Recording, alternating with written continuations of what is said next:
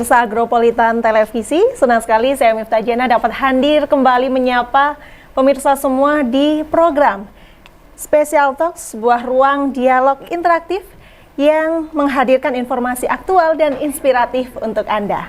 Pada siang hari ini pemirsa, di hari Selasa 21 April 2026, 1 jam ke depan kita akan membahas topik yang sangat penting dan relevan bagi masyarakat, yakni sosialisasi sensus ekonomi tahun 2026. Seperti yang sudah kita ketahui bahwasanya sensus ekonomi menjadi salah satu langkah strategis bagi pemerintah dalam memetakan kondisi ekonomi nasional secara menyeluruh. Data yang dihasilkan nantinya akan menjadi dasar dalam perencanaan pembangunan khususnya di sektor ekonomi. Di samping saya juga sudah ada narasumber yang kompeten di bidangnya, yakni beliau adalah Kepala BPS Kota Batu, Ibu Herlina Prasetyawati Sambodo, SST, MSI. Selamat siang Ibu. Selamat siang Mbak Miftah. Luar biasa sekali di hari ini kita dapat bertemu pastinya untuk membagikan edukasi, sosialisasi mengenai sensus ekonomi tahun 2026. Ibu, di segmen pertama ini sebagai pembuka mungkin boleh diperkenalkan terlebih dahulu background Ibu di BPS Kota Batu. Monggo. Baik, selamat siang Bapak Ibu sekalian, pemirsa Agropolitan TV yang berbahagia. Pada kesempatan hari ini saya Herlina Prasetyawati Sambodo mewakili BPS Kota Batu untuk sharing terkait dengan kegiatan sensus ekonomi tahun 2026. Jadi di sini saya adalah Kepala BPS Kota Batu. Saya di Kota Batu sejak Agustus tahun lalu, Mbak Miftah. Dan pada kesempatan ini kami ucapkan terima kasih karena kami sudah diberikan kesempatan di hari ini untuk mengenalkan tentang kegiatan sensus ekonomi 2026 yang nanti akan kita lakukan di bulan Mei sampai dengan Agustus nanti. Begitu. Oke, Ibu, untuk pertama bisa dijelaskan kepada pemirsa bagaimana sebenarnya sensus ekonomi 2026 dan apa sih tujuan dari sensus ekonomi kali ini? Baik, Mbak Miftah, jadi memang sensus ekonomi 2026 ini adalah kegiatan pendataan lengkap yang tujuannya adalah untuk memberikan data dasar kegiatan ekonomi di seluruh wilayah Indonesia. Nah, kalau kita mengambil cakupan yang lebih kecil itu adalah di Kota Batu. Jadi harapannya nanti dengan data dasar itu kita bisa mempunyai data yang lebih menyeluruh dan komprehensif tentang karakteristik perekonomian, informasi tentang karakteristik usaha. Itu mencakup tentang sektor-sektor apa saja yang ada di Kota Batu terkait dengan kegiatan perekonomian, kemudian bagaimana persebaran wilayahnya tentang usaha-usaha itu. Kemudian yang kedua tujuannya adalah untuk mendapatkan informasi terkait dengan tadi struktur ya, yang kedua adalah karakteristik usahanya. Nah, kalau struktur itu lebih umum, karakteristik usaha itu mencakup hal-hal yang lebih khusus untuk melengkapi data tentang struktur perekonomian tadi. Itu juga mencakup kegiatan ekonomi digital dan ekonomi lingkungan. Jadi Bapak Ibu sekalian, terkait dengan pendataan sensus ekonomi di tahun 2026 ini juga mencakup tentang bagaimana digitalisasi digunakan oleh para pelaku usaha dalam memajukan kegiatan perekonomiannya, dan juga bagaimana kontribusi pelaku usaha terkait dengan pelestarian lingkungan. Jadi apakah pelaku usaha sudah concern atau belum dalam menjalankan usaha untuk juga menjaga ekosistem di sekelilingnya. Itu. Oke, sensus ekonomi kali ini menjadi dasar bagi pembangunan, ya, Betul. Ibu ya. Lalu seberapa penting sih Bu peran dari sensus ekonomi dalam mendukung perencanaan pembangunan nasional dan juga daerah?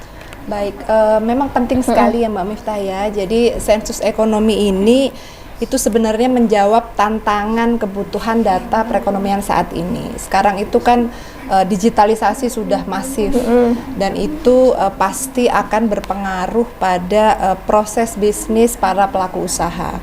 Nah, data-data itu yang nanti kita juga akan analisis. Kemudian yang kedua, peta usaha itu sekarang berubah dengan sangat cepat. Dulu belum ada misalnya seperti usaha-usaha digital ya, influencer, affiliate itu kan belum ada. Nah, itu sekarang sudah semakin marak.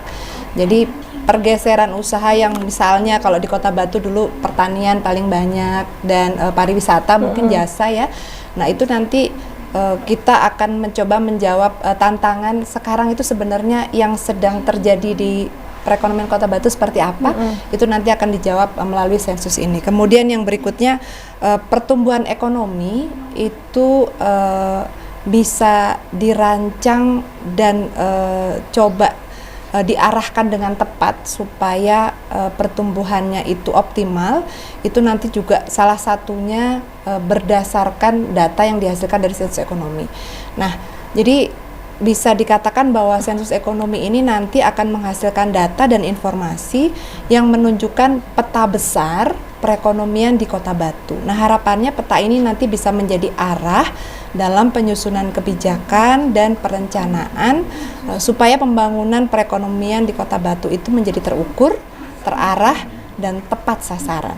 Jadi ini menunjukkan bahwa data yang nanti dihasilkan oleh sensus ekonomi sangat penting untuk kebijakan baik di pusat maupun daerah.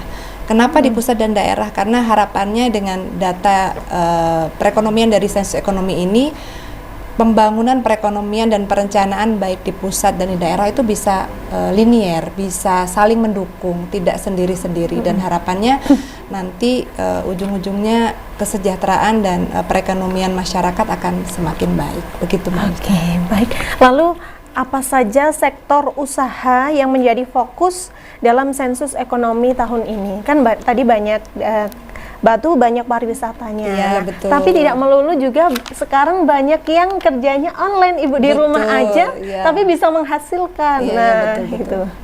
Jadi untuk sensus tahun 2026 ini itu cakupannya adalah kami BPS itu menggunakan kode klasifikasi ada sekarang itu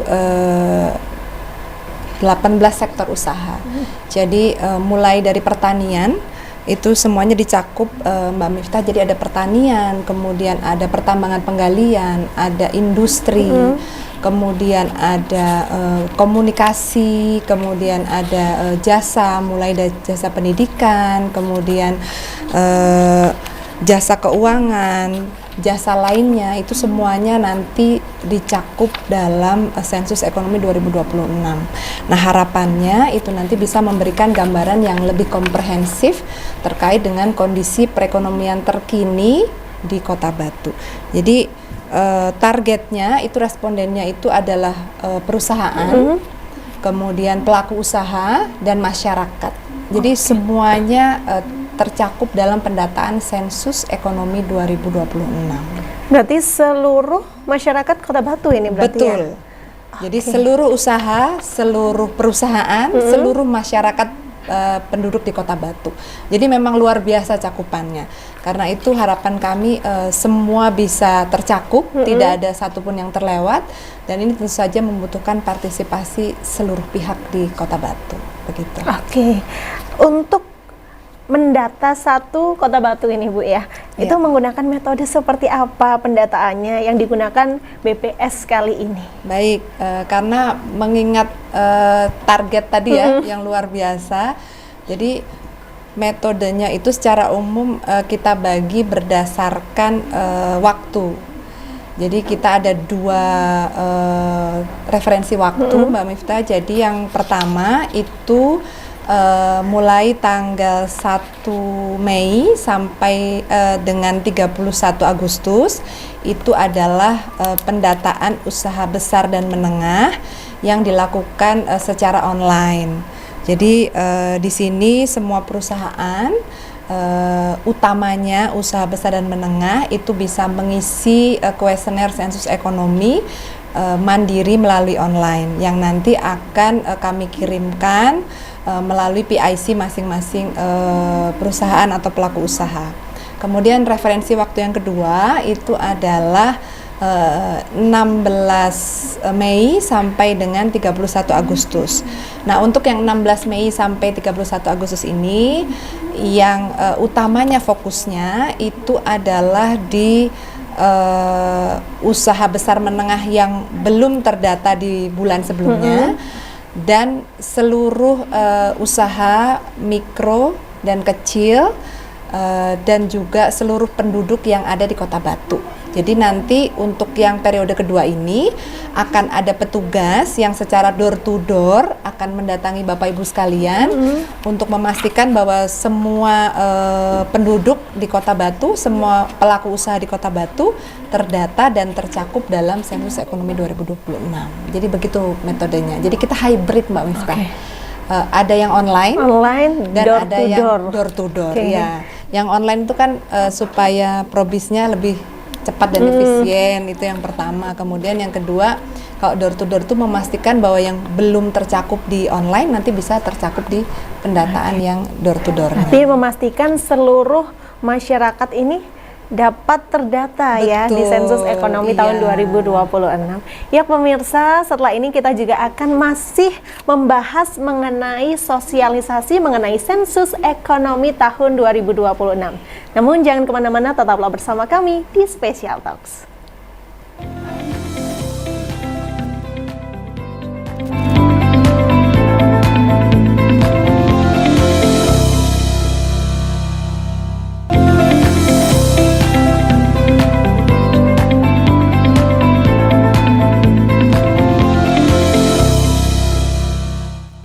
Terima kasih pemirsa, Anda masih menyaksikan kami di Special Talk. Masih membahas mengenai sosialisasi Sensus Ekonomi tahun 2026.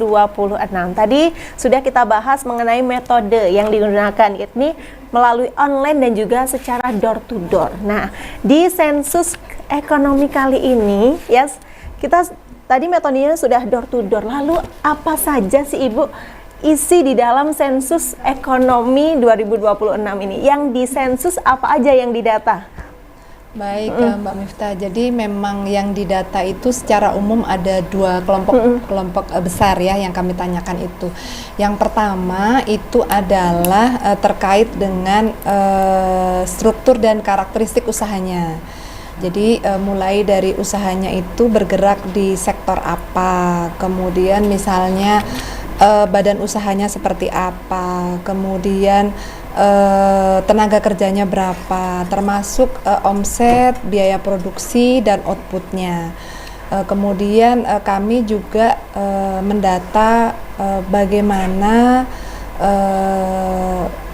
digitalisasi sudah diimplementasikan di usaha tersebut, termasuk bagaimana tadi sudah saya sampaikan sebelumnya kontribusi pelaku usaha terhadap kelestarian lingkungan dalam menjalankan usahanya.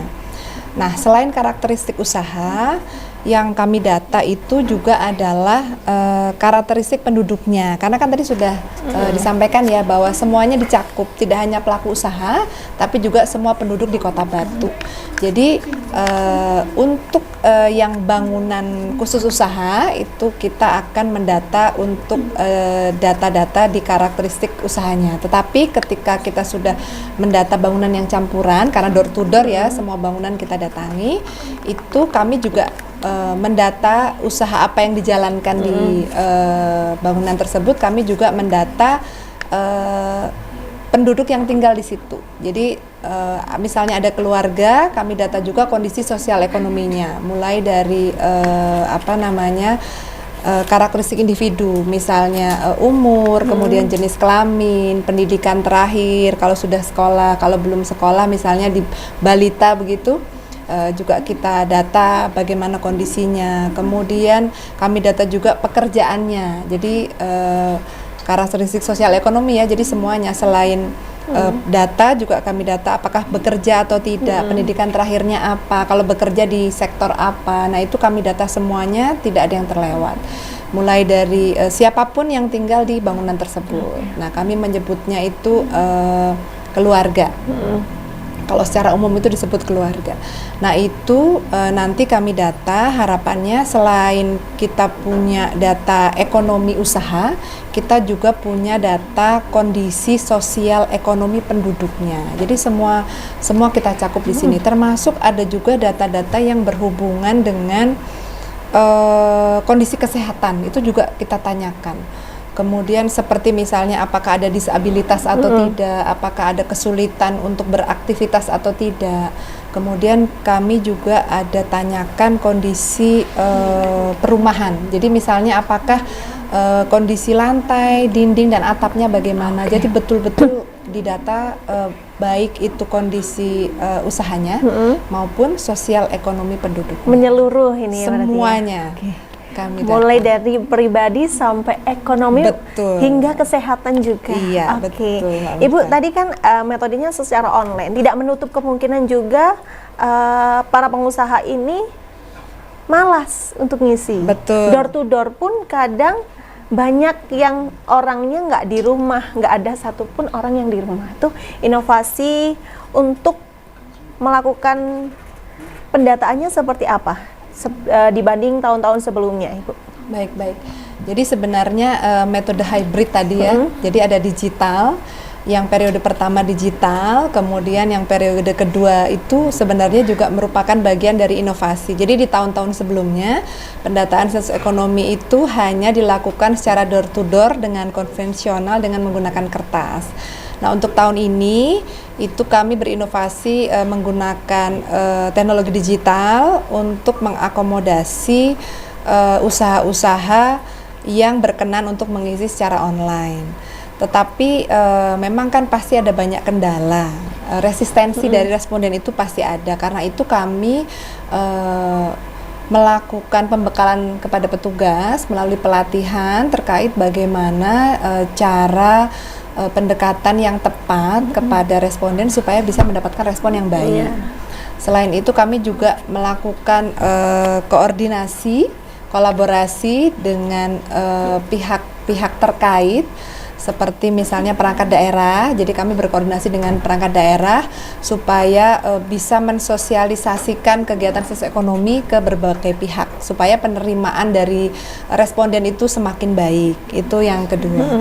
Yang ketiga, kami juga melakukan kolaborasi dengan asosiasi-asosiasi usaha, misalnya PHRI, begitu supaya kami bisa dihubungkan dengan para pelaku usaha ketika pelaku usaha ada pertemuan rutin misalnya untuk meningkatkan penerimaan dan respon rate dari sensus ekonomi. Jadi banyak hal yang kami lakukan, termasuk salah satunya melakukan pendekatan persuasif lah istilahnya. Jadi kalau BPS ini kan ada kegiatan survei rutin Mbak Miftah yang memang secara bulanan itu kami sudah melakukan survei ke beberapa pelaku usaha. Nah, bagi yang responden rutin ini kami coba untuk memperkuat engagement dengan melakukan pendekatan persuasif, penjelasan supaya nanti beliau-beliau ini pelaku usaha berkenan untuk melakukan pengisian dalam pendataan ekonomi dengan lebih optimal. Begitu Mbak Miftah. Baik, berarti seperti halnya di hari ini ya, satu langkah, satu usaha untuk mensosialisasikan sensus ekonomi tahun 2026. Jadi para pemirsa ya, di bulan Mei siap-siap ya dihadiri, didatangi tamu dari BPS Kota Batu, Badan Pusat Statistik Kota Batu untuk sensus ekonomi ya. Baik, Ibu. Nah, ini bagaimana sih nanti BPS ini memastikan akurasi dan juga validnya data yang dikumpulkan di lapangan? Kadang juga kan banyak masyarakat yang bilang gajinya berapa? 1 juta, padahal itu kan 5 juta, 2 juta. Itu gimana? Betul. Gimana Ibu? Baik.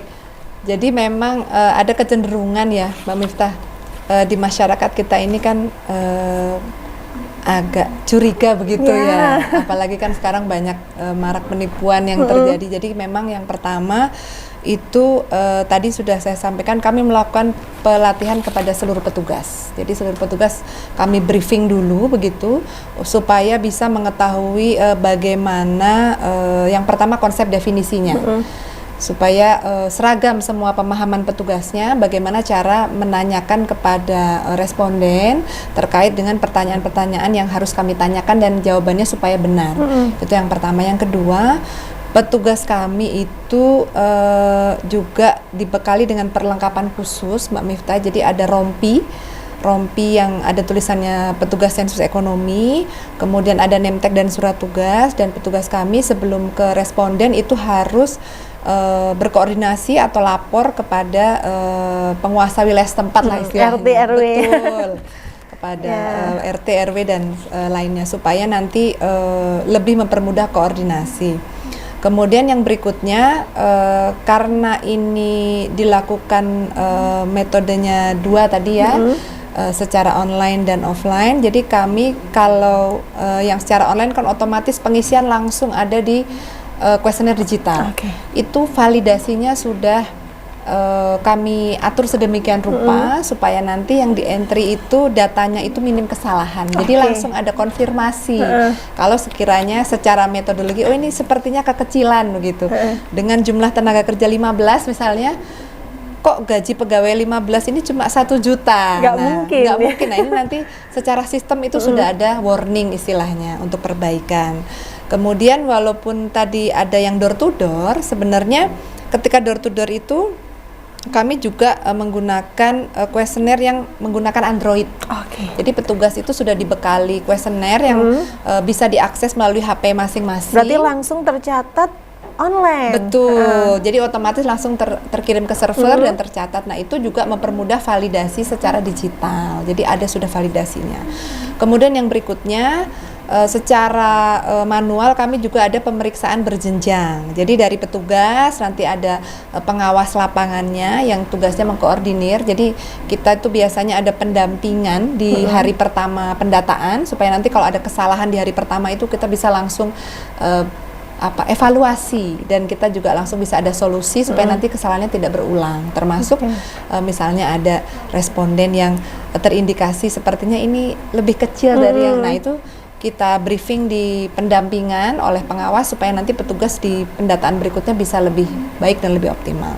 Kemudian setelah itu kami juga ada data-data pendukung begitu dari kementerian, lembaga, dinas, instansi terkait yang kami jadikan untuk benchmark supaya bisa sebagai data pendamping dari data yang disampaikan oleh responden. Jadi banyak hal yang kami mitigasi supaya nanti data yang dihasilkan itu bisa lebih akurat dan lebih valid gitu Mbak. Oke, berarti walaupun nanti ada kemungkinan seperti tadi bisa diatasi ya, dengan kita tadi, minimalisir lah. Insya Allah ya. Insya Allah. Baik, pemirsa, kita juga nanti masih akan membahas mengenai sosialisasi sensus ekonomi tahun 2026. Namun jangan kemana-mana, masih bersama kami di Special Talks.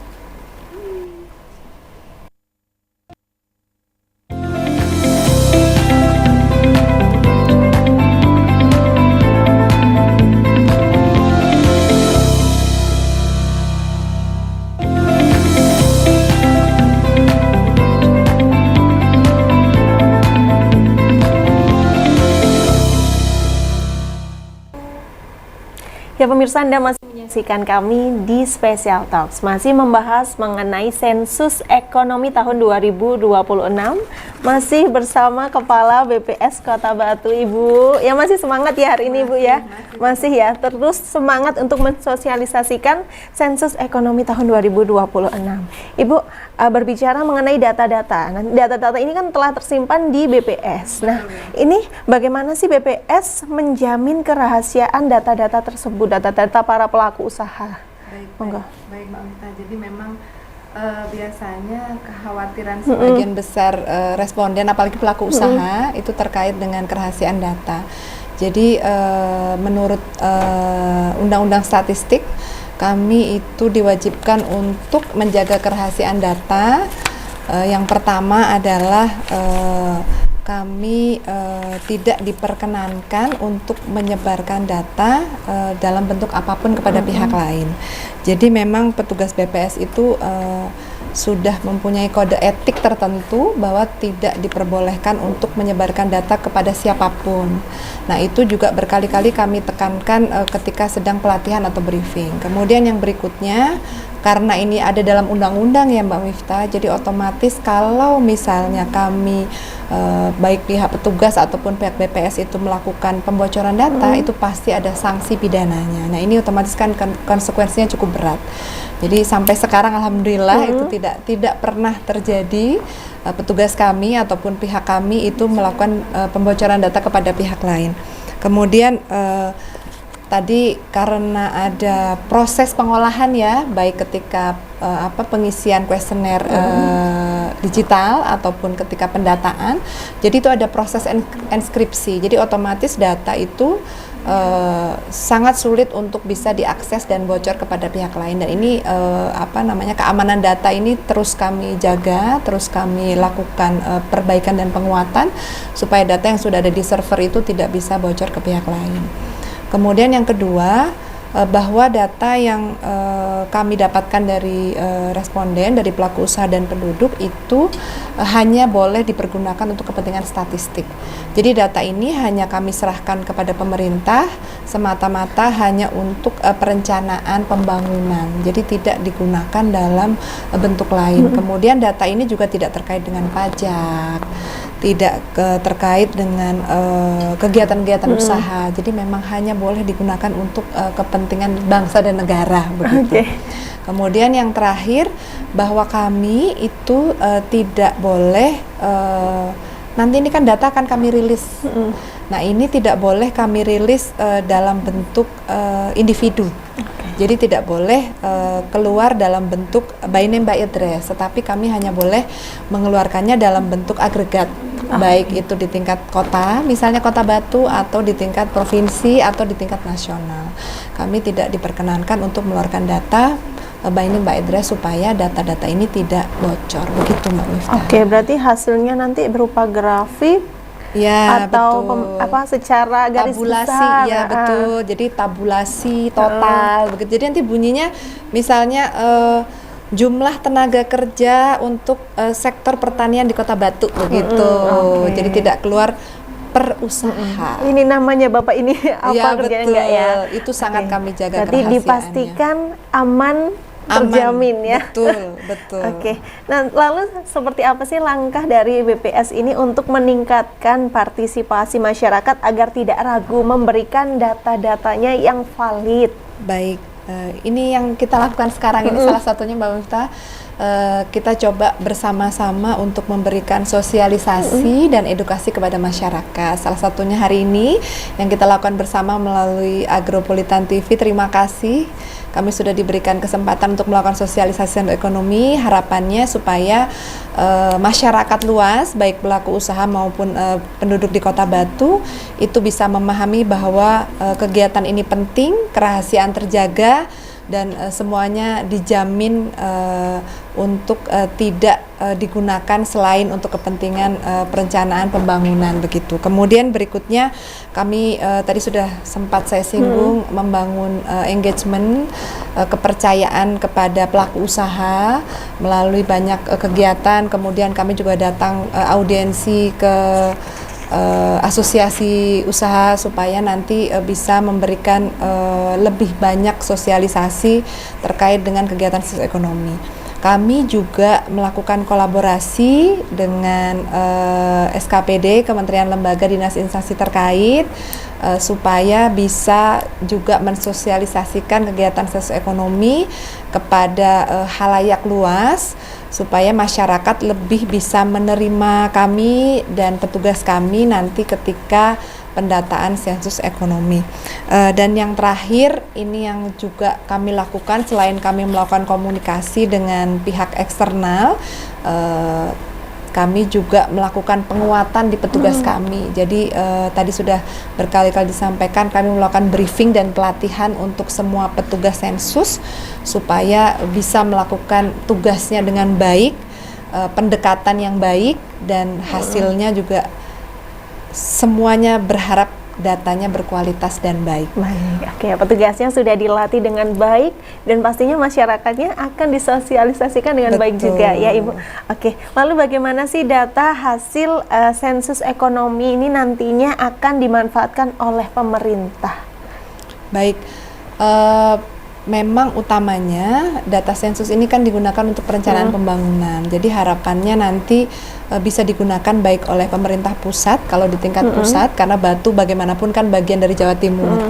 Jadi datanya nanti akan digunakan untuk menghitung di Jawa Timur sebagai agregat, kemudian di nasional sebagai agregat juga, tetapi nanti untuk Pemkot Batu itu harapannya bisa memberikan gambaran kondisi perekonomian Kota Batu yang terkini, supaya nanti pemerintah Batu bisa melakukan perencanaan pembangunan perekonomian sesuai kondisi yang terbaru. Masyarakat Batu ini sebenarnya sebagian besar di sektor apa usahanya, kemudian mungkin berapa tenaga kerjanya. Nah itu nanti bisa disusun berdasarkan data sensus ekonomi. Kemudian yang kedua, harapannya dengan kita tahu kondisi perekonomian Kota Batu yang terkini, itu bisa memperbaiki sektor-sektor yang masih kurang. Ibaratnya perencanaannya bisa lebih tepat sasaran. Harapannya pertumbuhan ekonomi di Kota Batu secara umum makro itu bisa lebih baik, secara mikro masyarakat itu yang tepat lebih tersentuh oleh program-program kebijakan di level daerah. Kemudian yang terakhir, karena ini datanya data masyarakat Batu, harapannya potensinya kan bisa tergali Mbak Miftah. Jadi nanti pemerintah daerah itu bisa tahu kira-kira apa yang masih bisa dikembangkan ke depan, apa yang dibutuhkan oleh masyarakat Batu, itu harapannya bisa tergambar dan diketahui dari hasil sensus ekonomi 2020. Oke, untuk meningkatkan pembangunan pada khususnya akhirnya ekonomi seperti itu, ya. betul, meningkatkan kesejahteraan masyarakat Batu pada akhirnya. Oke, lalu seperti apa sih Ibu manfaat konkret nih yang bisa dirasakan langsung oleh pelaku usaha, oleh UMKM, seperti apa Ibu?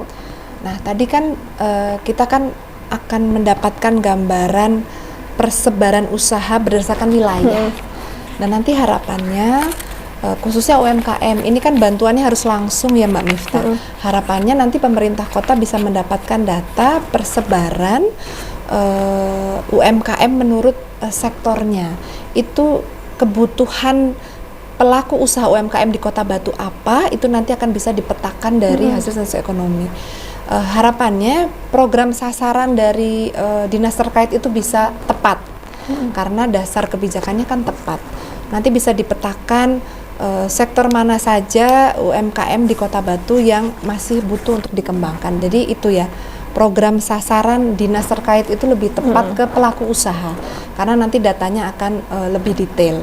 Kemudian yang kedua, harapannya itu nanti pelaku usaha UMKM itu bisa mengetahui peluang usahanya. Kan tadi ada ya, misalnya di Kecamatan Bumiaji ini sebenarnya yang sudah banyak nih usaha apa sih, misalnya pertanian. Nah, ternyata misalnya ini ya, yang banyak di situ itu ternyata jeruk misalnya. Nah, yang belum ada apa? Nah, nanti otomatis petani akan tahu kira-kira komoditas apa yang belum dikembangkan dan nanti bisa dikembangkan sesuai dengan kondisi pertanian yang ada. Jadi selain pemerintah itu programnya tepat ke pelaku usaha mulai dari pertanian sampai dengan jasa tadi juga bisa tahu kira-kira usaha apa lagi yang bisa dikembangkan di Batu ini, karena kan sudah jelas nanti pemetaan usahanya sudah tergambar nanti dari sensus ekonomi.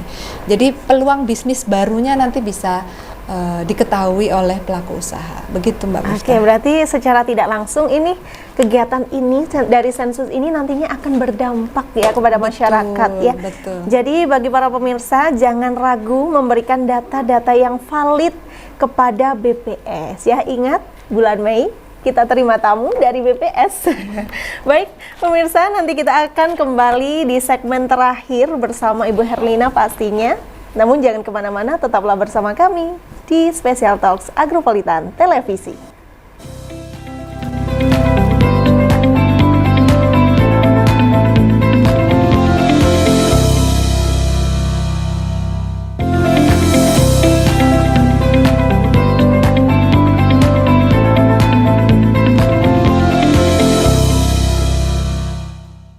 pemirsa, Anda masih menyaksikan kami di Special Talks.